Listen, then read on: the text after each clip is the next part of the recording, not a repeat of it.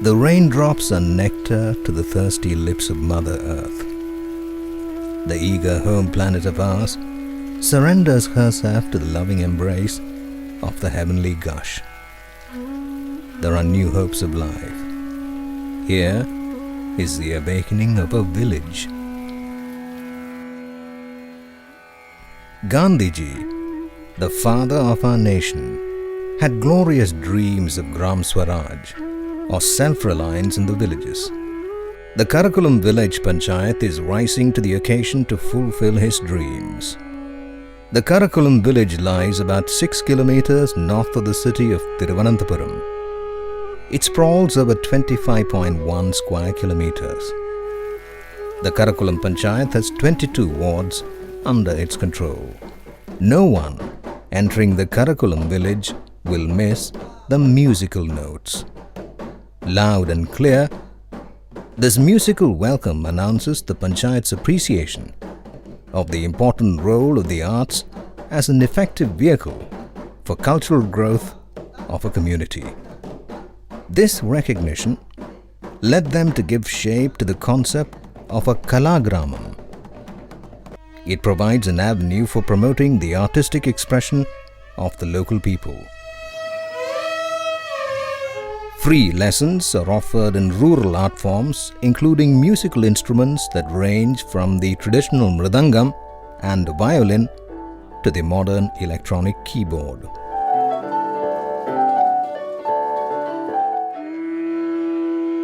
The Gramina Padana Kendra is an institution worthy of special mention. Under this, there is the Integrated Information Technology Center, which, in addition to imparting computer education and training, serves as a participatory research and resource training center. The Karakulam Panchayat has won several times the Best Panchayat Award. It also enjoys the distinction of being the first panchayat in India to institute a children's village council aimed at instilling a sense of democracy among children at an early age.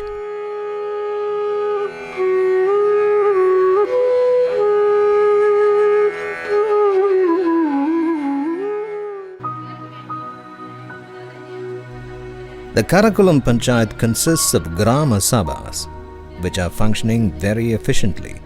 These have amply demonstrated their effectiveness by living up to the needs and the expectations of the local people, and also by fulfilling the commitments on time. A handy example is the way the Karakulam Panchayat tackled the problem of dengue fever, which usually strikes during the rainy season.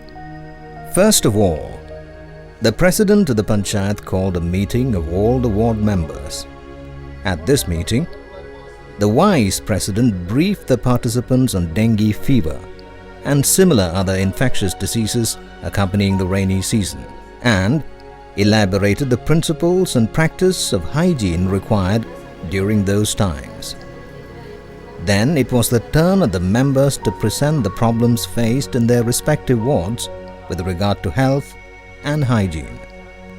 During the discussions that followed, environmental pollution and associated matters emerged as the main issue to tackle urgently.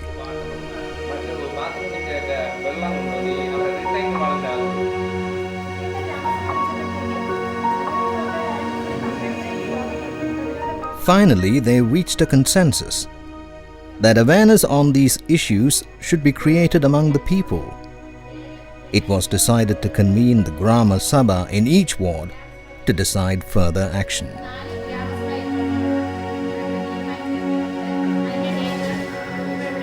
The Panchayat Secretary proposed the dates for holding the Gramasabha in each ward, and the committee accepted the proposal.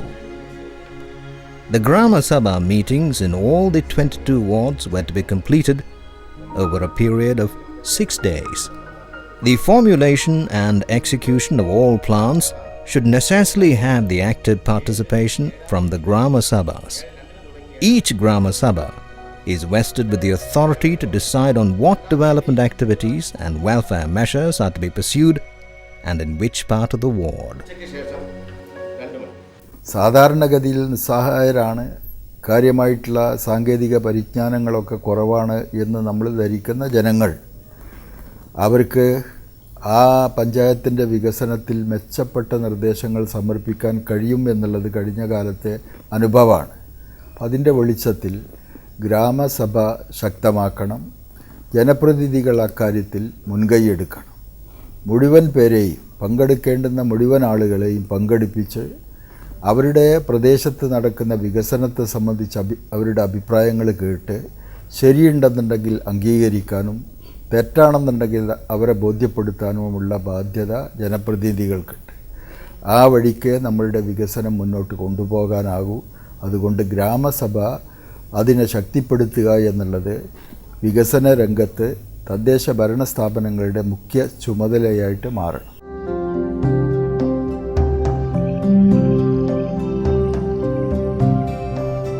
The organizing committee met soon afterwards.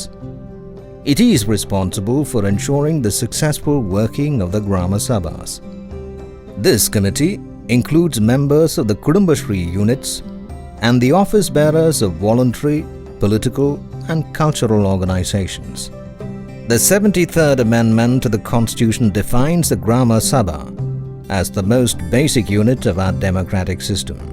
Besides, the Panchayat Act of 1994 stipulates that Gramasabha should be the meeting place for all the voters in the ward. The Gramasabha thus possesses wide-ranging powers.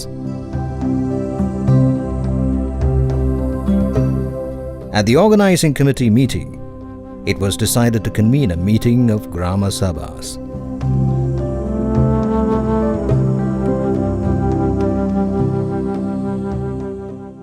One of the major concerns of democratic decentralization in Kerala is the poor participation of the people in the Gramasabhas.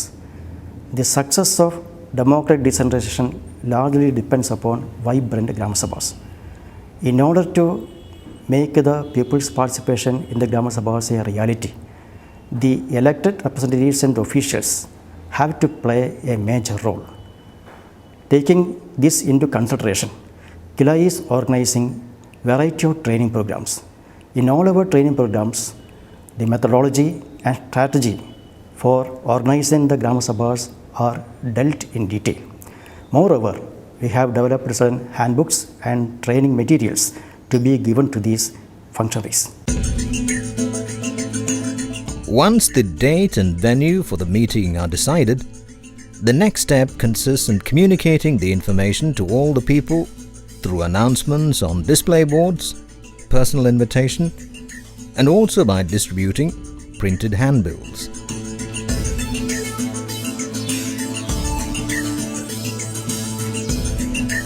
Individual invitation has the best effect on people. In this way, the entire public is induced to attend the meeting. Section 3 of Act 2 of Kerala Panchayat Raj stipulates that the Gramasabha should meet at least once in 3 months. Besides, the convener of the Gramasabha is obliged to call a meeting if a minimum of 10% of the members demand a meeting to be held to discuss any well-defined specific issue.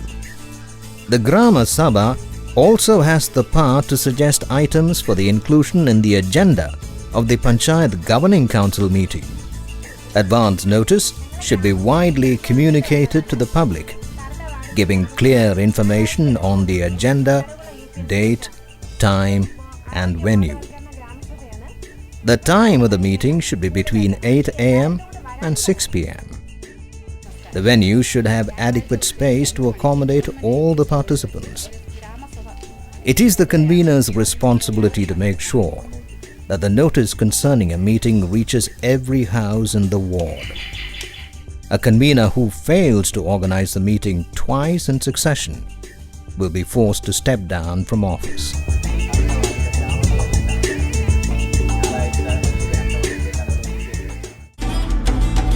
Let us take a look at a typical Gramasabha meeting. Take for example the one at the Taratta ward of the Karakulam Panchayat. registration is the first event on the day of the meeting. The Gramasabha coordinator is in charge of registration. True to the spirit of democracy, all are treated as equal in these meetings, regardless of any disparity whatsoever. There is a feeling of oneness, and as a result, all work together as a single team for a common goal. During registration, the members have to state their preference as to which development area they wish to discuss about and contribute. The registration book records not only the attendance, but other personal details like name, age, gender, SC/ST details, education, address.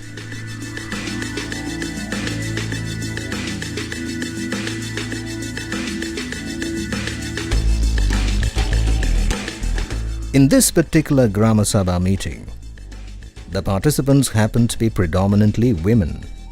This amply demonstrates how the Gramasabha helps empowering women in the affairs of the village. Kudumbashree, in a sense, actually functions as a subset of the Gramasabha.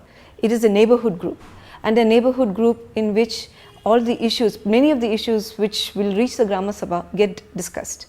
So these women get an opportunity to discuss in the Kudumbashree. They take their opinion to the Gramasabha. The very fact that they have been consolidated as a substructure helps them to overcome various perceived and other vulnerabilities and speak openly in the Gramasabha. So the Gramasabha is really for women an opportunity for realizing empowerment. After registration, the participants assemble in the meeting hall. The Gramasabhas play a very significant role in our democratic system. The Gramasabha started its proceedings with a vice president inviting the Panchayat Council president to chair the meeting. The chairperson first asks the convener of the Gramasabha to welcome the participants. Then, it was the turn of the chairperson cum president who outlined the scope and purpose of the meeting. Sri Mankod Radhakrishnan, the local MLA, was requested to formally inaugurate the session. The convener of the Gramasabha is a ward member. The Panchayat Governing Council has nominated a coordinator, an official whose function is to assist the convener. It is absolutely necessary to meticulously maintain all the records of the Gramasabha meetings. This is the responsibility of the village Panchayat Secretary. It is customary that the president or the vice president or a member nominated by the president or the convener functions as the chairman of the Gramasabha meetings. The health inspector made a detailed presentation on the various relevant aspects of the diseases which are encountered during the rainy seasons and the associated health and hygiene problems. Members of the standing committee and heads of public sector undertakings within the limits of the ward are also among the participants of the meeting. In addition, there are special invitees like representatives of the block and district panchayats concerned and the local MLA who attend the meeting. In a Gramasabha meeting, there are various separate sessions. The first is the common session. In addition, there are subject sessions and plenary session. The facilitator gave the participants clear instructions regarding further detailed discussions to take place in the various subject groups on issues concerned with different areas under the Gramasabha. The subject groups now proceed to their respective venues for discussion. Here, the subject groups are engaged in detailed discussions on the various issues raised during the common session. All issues are examined threadbare in these subject groups. As the active deliberations progress, solutions naturally begin to emerge in due course. All these are accurately recorded. The issues and their solutions are summarized in the form of a chart, clearly indicating the order of priority. Matters of varying seriousness and urgency come up for discussion, such as the improper positioning of the cup for collecting rubber milk, waterlogged cow dung pits, dumping of waste in public places and the Kili River, and street dog menace.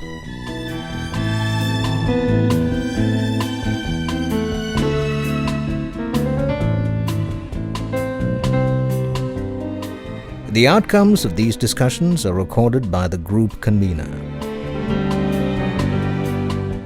In the Vattavila group, strong protest was expressed that there was no visit to this area from the employees of the health department.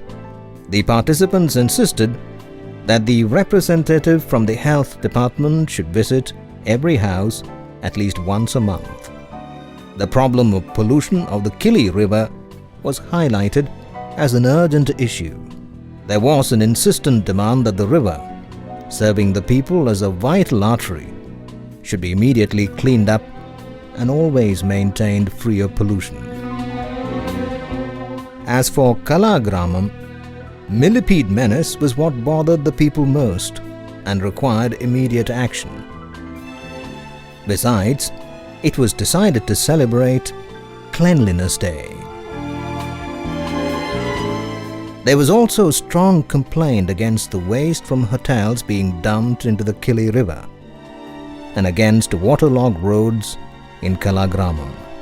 They stressed the intensity and the associated health hazards of pollution in the Kili River, which serves the people during summer when the wells dry up. The unclean and unhygienic state of the surroundings of the already overcrowded Anganwadi was also brought to the fore.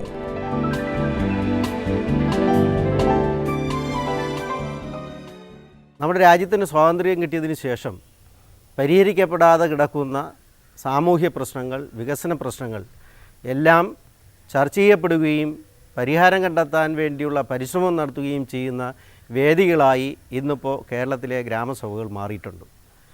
ജനങ്ങളുടെ വികസന പ്രശ്നങ്ങൾ, ജനങ്ങളുടെ അടിസ്ഥാന പ്രശ്നങ്ങൾക്ക് പരിഹാരം കണ്ടെത്താൻ തീർച്ചയായും രാഷ്ട്രീയ പാർട്ടിയുടെ പ്രവർത്തകർ ശ്രദ്ധിക്കേണ്ടതുണ്ട്.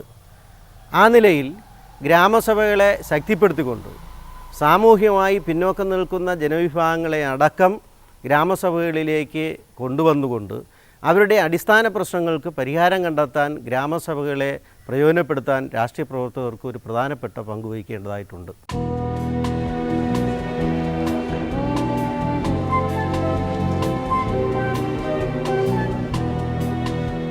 After the detailed discussions in the subject groups, the participants returned to the plenary session. The convener of each subject group presented a summary of the discussions in the respective group. In the next step, issues of a similar nature discussed in the various groups were consolidated and listed in a commonly agreed order of priority. The items thus prioritized are to be subsequently formulated as development project proposals before submission for consideration by higher bodies. These proposals will necessarily receive their rightful treatment at the level of the village, block and district panchayat. As it happens, the panchayat committee does not have the authority to modify the proposals or their order of priority decided by consensus at the Gramasabha. If a proposal is judged not feasible, clear explanations are to be furnished at the next meeting of the Gramasabha. The deliberations have to be recorded by the coordinator. A keen awareness is thus created among the participants about their role and power of self-determination in the conduct of their affairs. This enhances their self-confidence, motivating them to further assert themselves. At the end of the Gramasabha meeting at Taratta ward in the Karakulam Panchayat meeting, called to discuss health problems during the rainy season, the chairman of the Standing Committee for Welfare delivered the concluding address. വെള്ളം മലിനീകരിക്കുന്ന സ്വഭാവം ഈ അടുത്ത നാളുകളായി കൊണ്ടുവരുന്നു. ഗ്രാമസഭയുടെ കോർഡിനേറ്ററായ പ്രസിഡന്റിനെ ക്ഷണിച്ചു. All decisions recorded in the minutes were read out by the coordinator.